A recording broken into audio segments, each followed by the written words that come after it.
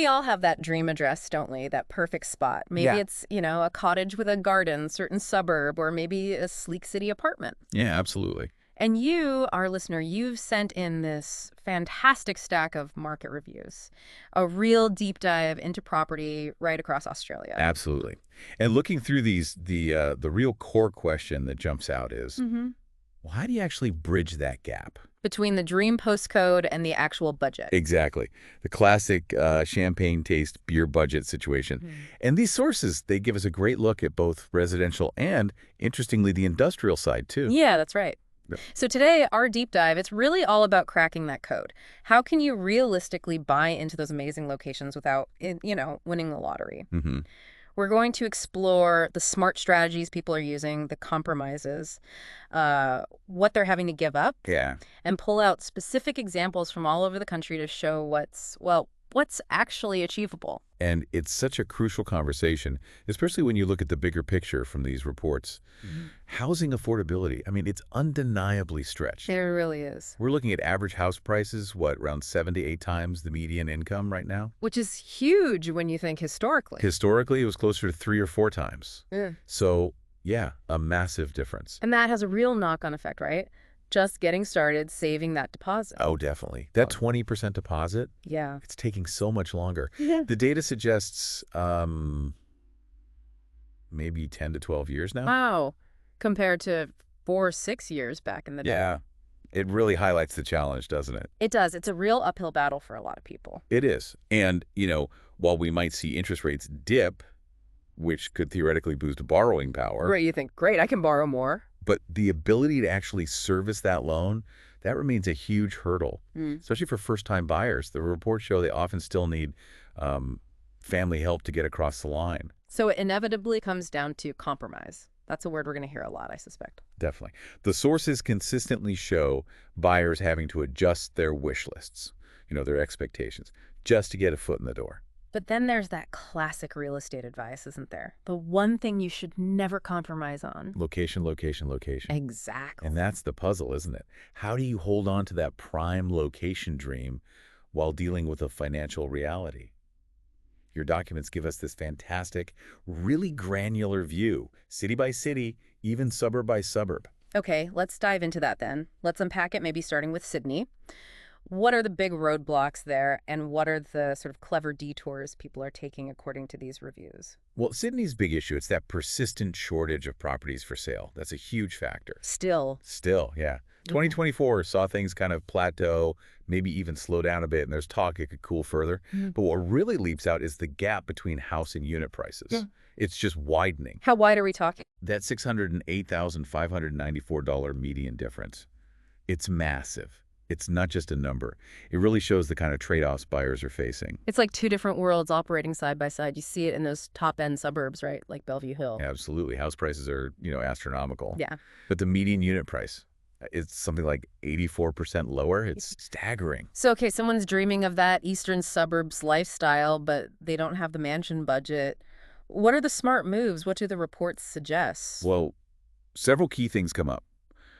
Choosing a unit is obviously the most direct path. Right. But also, maybe considering houses on main roads, they often come with a bit of a price adjustment. Because of the noise or traffic. Yeah, exactly. Or looking at properties with smaller footprints, terraces, semi-detached homes, smaller land size. Okay. And then there's the classic play, the unrenovated place. Yeah. The fixer-upper in a great area. That sweat equity can be your ticket in. That makes sense. Oh, and interestingly, the Camden LGA out southwest, that gets flagged as an area with good potential. Probably getting a boost from infrastructure going in out there. Right, future growth potential. Yeah. What about the traditional hotspots, like the lower North Shore? Still highly sought after. Oh, definitely. The lower North Shore places like Lane Cove North, Narromburn, Chatswood, still seeing really strong buyer demand. Yeah. But even there, affordability means making choices. Like what kind of choices? Well, take that unit sale in Pymble, the one on Bobbin Head Road. It was pretty modern, looked nice. Yeah. But its location, right on a busy intersection and maybe a bit further from the train than some would like, that probably made it more accessible price-wise than similar places in quieter streets closer to the station. I see. So even within those premium areas, there are these micro locations, and the unit market has its own sort of tiers. You can find value if you're strategic. Precisely. What about getting even closer in inner Sydney? That must be tough. Inner Sydney is, yeah, it's a tough nut to crack. Even for studios, tiny apartments. But the reports do point to areas like Potts Point, Chippendale, places that are, gentrifying. Seeing investment, new cafes, that kind of thing. Exactly. New businesses, residents moving in, infrastructure upgrades. That studio sale in Potts Point on McDonald Street, Mm-hmm. it was compact, sure, but it was a way into a really desirable, vibrant area. Okay. Worth noting, though, sometimes those smaller places need a bigger deposit percentage, right? That can happen, yeah. Smaller price doesn't always mean a smaller deposit hurdle. Good point. And what about those iconic eastern suburbs beaches? Bondi, Bronte, surely that's pure Champagne territory. It mostly is, yeah. But the focus for affordability shifts a bit. Yeah. You look at the slightly more, let's say, budget-friendly coastal suburbs. Mm. Maroubra, Malabar, Little Bay, Phillip Bay. Still beachside, but maybe not quite the same cachet. Perhaps. And even in Manly, which is obviously a dream spot for many, that lower-end house sale on Hobart Street shows the compromises. Smaller block, no off-street parking. Right. But still, you get the Manly postcode. So maybe being a street or two back from the absolute front or accepting less land. What about the inner west? Always cool, always popular. Yeah, Balmain, Birch Grove. Yeah. Definitely on many wish lists. The reports show a real mix of sales there. Townhouses, houses with a definite range in prices. And what drives that price difference within those suburbs? The usual suspects, really. Mm-hmm. Water views make a big difference, obviously. The condition of the property, is it renovated or original? And land size is always key. Even in those really sought-after pockets, there's a spectrum based on what you're willing to trade off. Okay, let's head south. Melbourne. The sources really hammer home that location, location, location mantra there. What's the affordability story? Melbourne's got this really strong apartment and unit market. It seems largely driven by that desire for inner-city lifestyle, the convenience, the amenities. Right. The CBD itself, though, it's interesting. It's kind of a patchwork. You've got the top-tier Paris end. Very fancy. Yeah. But then the southwestern part has more accessible options, though the reports do mention some social challenges sometimes in that specific bit of the city. Okay. That lower-priced apartment sale on Flinders Street is a good example of that more affordable pocket. And then the northern end of Elizabeth Street, that's mainly student accommodation, a whole different price point again. So even right in the city center, you have these distinct micro markets, very different price tags. Absolutely. What about those really trendy inner northern suburbs? Brunswick East, Northcote, Fitzroy, places people love for the vibe. Hugely popular. Yeah. Yeah, for that vibrant urban lifestyle. Yeah. And the prices definitely reflect that popularity. So compromise is key there, too. It really is. The reports highlight that classic scenario. Mm. You might see a beautifully renovated house in Northcote fetching a real premium price. Right. But maybe a more modest unit, perhaps an older style one, in the very same suburb offers a more budget-friendly way in, even if it means, less space. There it is again. Space versus place. What about areas blending suburban life with the coast, like the Southeast and the Mornington Peninsula? Frankston really stands out in the reports as a more attainable entry point to that peninsula lifestyle. Okay. They mention its median house and unit prices being more approachable, and they also flag some decent rental yields there, which might interest investors. And further east, away from the bay. Well, yeah, those prestigious eastern suburbs are still expensive, no doubt. But if you go a bit further out, Ferntree Gully, Croydon, Boronia, things become more accessible. The median unit prices and rental yields in Boronia get a specific mention, suggesting better affordability, especially for apartments or units. It really shows how just moving out one or two suburbs can make a significant difference to what you can afford. What about Melbourne's West? The reports describe them as having really vibrant, established communities. But affordability can still be a factor, especially in the more popular spots. There are still options? Yeah, definitely. A house sale in Footscray is cited as an example of a more accessible price point in the West. Often, again, it comes down to the size of the place, or maybe if it needs a bit of updating. Okay. And Geelong and the Bellarine Peninsula, southwest of Melbourne, always popular lifestyle spots. Oh, yeah. Highly desirable. The prime spots are definitely near the water, close to shops, good schools. East Geelong gets mentioned, especially the Golden Triangle area there that's considered premium. Right. But the report suggests that just outside that absolute core area, you can find more affordable options. It might mean a smaller property, maybe not right on the water, but still in the general vicinity. That pattern again. Look just beyond the absolute prime or consider something smaller.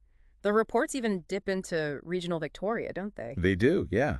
Take Ballarat, for instance.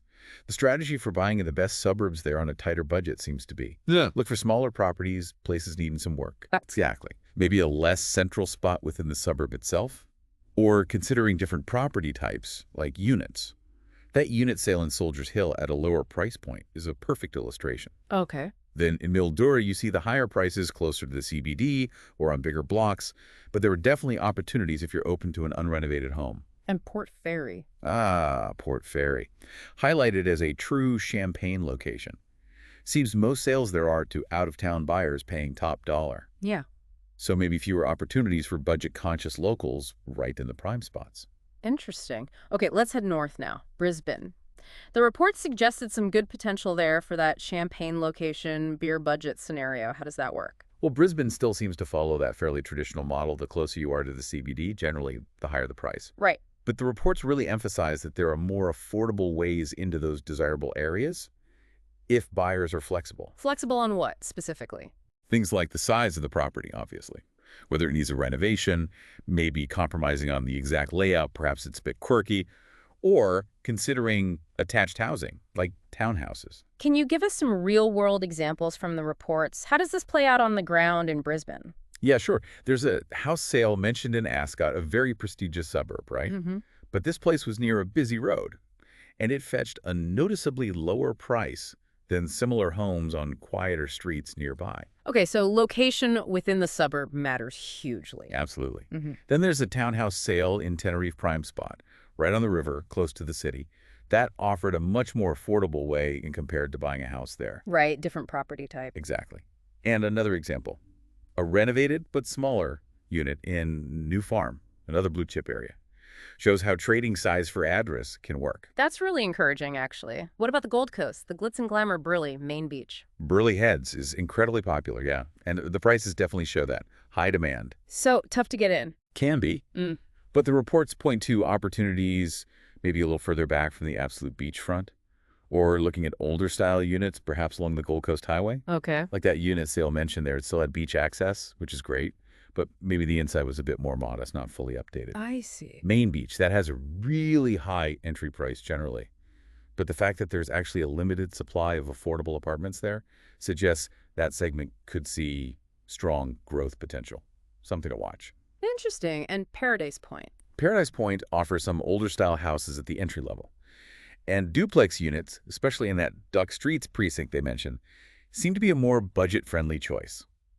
It really feels like even in these high-profile coastal markets, there are these more accessible niches if you know where to look or what kind of property to look for. That's exactly it. What about further north, the Sunshine Coast? Sunshine Coast is definitely a lifestyle magnet, no question.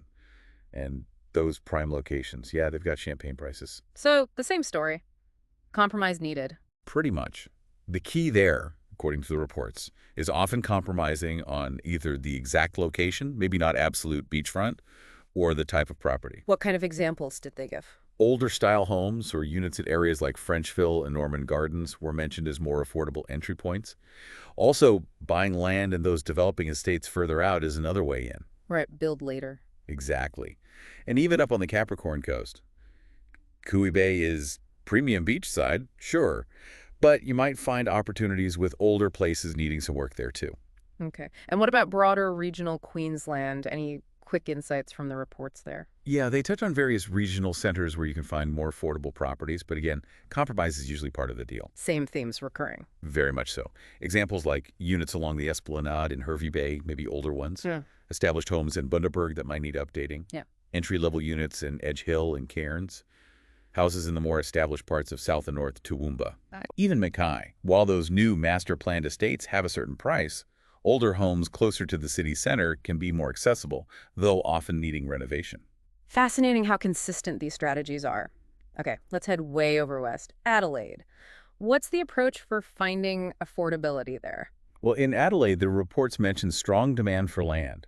That seems to be pushing buyers towards some of the emerging precincts, places like Edinburgh and Dirac, where you might find more affordable house and land packages. Okay, looking further out, but what about those traditional Champagne suburbs?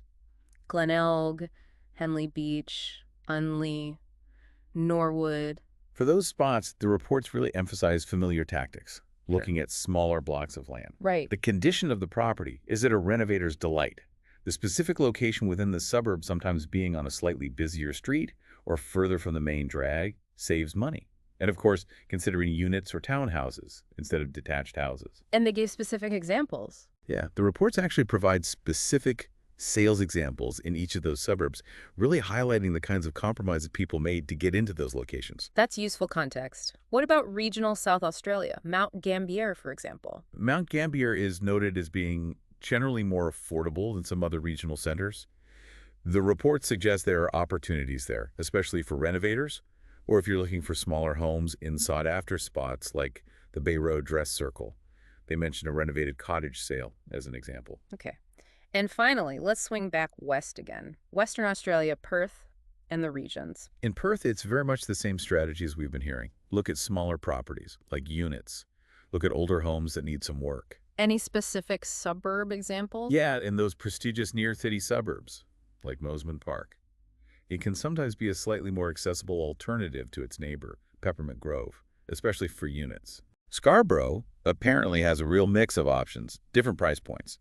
South Perth has older villas, older apartments that can be more budget-friendly than houses. Even East Perth, you can find smaller apartments, maybe without the premium river views that are more attainable. And regional WA, places like Broome, Margaret River region, Albany. Yep, the reports touch on those too. Places like Cable Beach in Broome, Tarcoola Beach in Geraldton, Bayton in Carafa, Dunsborough down south, Middleton Beach and Mount Clarence in Albany, even South Headland up north. Right. They all have their desirable pockets, absolutely. But getting in at a lower price point usually means compromising. Maybe you're not right on the beach, or the property is smaller or needs updating. Same story, different locations. It really is a consistent narrative. What about the Northern Territory and Canberra? Quick thoughts. Darwin, the reports suggest, offers opportunities with older, more affordable properties in really good locations, like Fanny Bay, often places with great potential for renovation. Add value yourself. Yeah, exactly. Alice Springs. The most desirable spots are around the golf course, apparently. But Old East Side offers more affordable options, often needing work. And Canberra, known for being pricey. Very. Especially those prime suburbs, Forest, Red Hill, Yarralumla, big price tags. But one-bedroom apartments can be a more accessible way in, although you'll probably get more space for the same money out in a newer area like Gungahlin. It's that trade-off again. Even the lower-price house sales in those top suburbs often involve pretty significant compromises. Small land, major reno needed, that sort of thing. Right. And last stop on our national tour, Tasmania, specifically Hobart. Hobart's best spots, Battery Point, Sandy Bay, West Hobart, South Hobart, they become really expensive too. So what are the strategies there? The report suggests looking at smaller places, units, townhouses, apartments. Exploring renovation projects is another angle. And even trying to find off-market properties, things not widely advertised. They do mention entry-level price ranges for units in those good suburbs. And they really highlight that crucial difference. Are you buying mainly for lifestyle, or is it primarily an investment decision? Because that affects the compromises you might make. It's just remarkable, isn't it? Seeing these same themes, these strategic compromises playing out across such different property markets all over the country. It really is. And you mentioned right at the start, the reports also gave us a little peek into the industrial market, just briefly. Yeah, just as a bit of contrast to all the residential chat, overall, the industrial market looks pretty strong and stable nationally. But there are some interesting local variations. Oh, yeah. Sydney's industrial sector seems to be seeing growth slow down a bit. Melbourne is apparently seeing some downward pressure on industrial land values. Except for properties that owner-occupiers really want. They're still competing for those. Meanwhile, Brisbane's industrial land values are holding up strong, resilient. So, yeah, different market drivers completely. Okay.